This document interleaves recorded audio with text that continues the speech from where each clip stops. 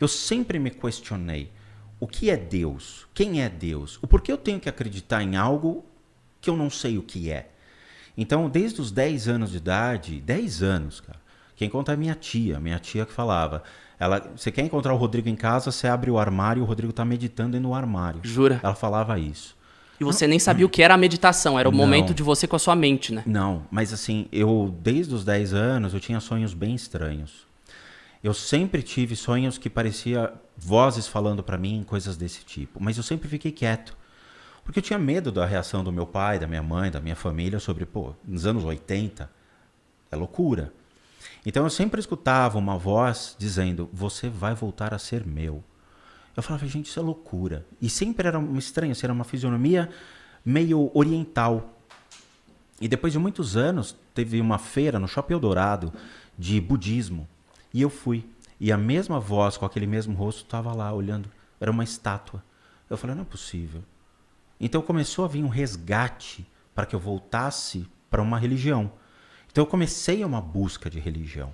Isso com quantos anos? Eu comecei... Bom, eu entrei no centro espírita pela primeira vez, eu estava com uns 16, 17 anos. Foi muito estranho. Eu estava treinando numa academia, aí um cara entrou, e ele também treinava na academia, mas ele ficou me olhando, já era um cara mais velho. Eu falei, e aí, tem coisa. Aí ele olhou pra minha cara e falou, eu preciso te levar com urgência em um lugar. Eu falei, pegadinha do Sérgio Malandro. Vai entrar o Sérgio Malandro na academia. Porta dos desesperados. Aí, beleza. Aí, no dia seguinte, ele passou na academia com uma mulher e 2 filhos e falou, eu preciso te levar a um lugar. Você não foi na primeira vez? Não, de nenhum. Vai saber quem tá, é. Não, eu também não iria. Aí eu falei, bom, tá com as crianças, de repente, sei lá, né? Vamos lá. E me levou no centro espírita. Do nada, cara. Aí eu entrei no centro espírita, era da Luz Divina, na Horácio Laffer, no Itaim. Entrei, aí tinha uma mulher na recepção, ela olhou pra minha cara e falou, seja bem-vindo novamente. Eu falei, é Serginho Malandro. É Serginho, isso aqui é da Record, sei lá, vai aparecer alguém. Ela falou novamente? Novamente, cara. E eu assustei. Aí eu fui entrar e as pessoas ficaram me olhando. Aí eu fui direto na sala do passe. Eu já tomei passe. Aí foi incrível, assim, eu sentei, a pessoa olhou, riu e deu o passe magnético. Eu saí assim, flutuando, cara, do lugar. Eu não sentia minhas pernas. Aí eu falei, o que será isso? Aí comecei a comprar os livros do Kardec, comecei a me aprofundar e comecei a seguir a doutrina. Aí eu falei, já estou num porto seguro, né? Já estou aprendendo. Mas foi muito estranho isso. E algumas coisas, Cris, começaram a surgir. Eu tive um acidente de carro aos 14 anos de idade, antes dessa época. A minha casa era, acho que a 7ª casa da rua que foi construída. O Morumbi era mato, não tinha nada. Isso na década de 80. E aí eu fui atravessar a rua para brincar com meu vizinho. Eu tinha 14 anos de idade. Cara, eu voltei, apagou. Tum! Eu vi um túnel branco e eu me vi subindo. Aí eu falei, caracoles, que louco! Aí eu fui. Quando eu olhei para cima, tava minha bisavó olhando para mim. Nunca tive contato com ela, cara, nunca. Ela olhou para minha cara e falou, Rô, não tá na tua hora, pode descer. Eu me vi descendo. Na hora que eu acordei uma casa de diferença. Eu tinha rolado na rua por causa de um impacto. Não quebrei nada. Eu levantei do chão, toquei e falei, o que aconteceu? E corri para minha casa. Eu estava longe de casa. Eu corri.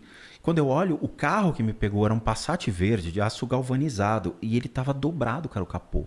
Foi uma porrada. O carro desceu 80 por hora e me acertou. E aí eu entrei dentro de casa, o cara entrou correndo, me pegou, me jogou no carro e a gente foi pro Einstein. E eu olhei e falei, nossa, o que aconteceu? O carro dele tá ficando meio vermelho. Quando eu vi, tava com um corte na cabeça que eu bati em cima de uma pedra. Aí eu tomei ponto, mas não quebrei nada. Isso que foi surreal. Era pra ter me arrebentado.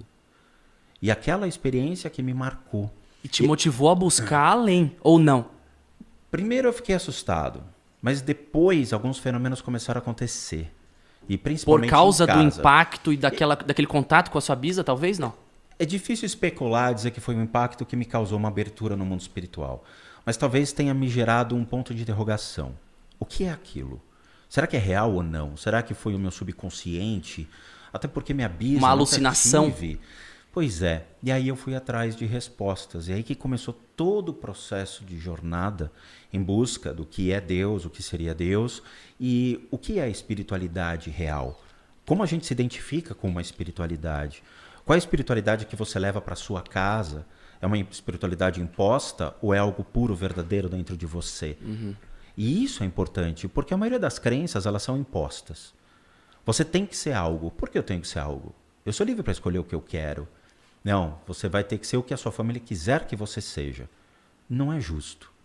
Eu acho que aí é um direito seu de achar algo que você acredita naquele momento. Porque a verdade ela é sempre dinâmica. Ela sempre vai estar mudando de acordo com todas as suas percepções, a evolução da sua consciência e do aprendizado que você tem na vida. Então a verdade ela sempre vai mudando. E foi aí que eu comecei essa jornada. E é interessante porque foi uma jornada bem solitária, tá? Até então, a Dani hoje faz parte da minha vida, então a gente tem muita coisa igual dentro de conhecimentos e ela às vezes até me ancora pelo fato dela ser teóloga, então ela me ajuda bastante no aprendizado.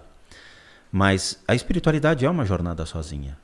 Você vai buscando suas respostas por meio de suas experiências. Acho que o primeiro questionamento também, e o que eu penso, é muito egoísta a gente pensar que só existe a gente.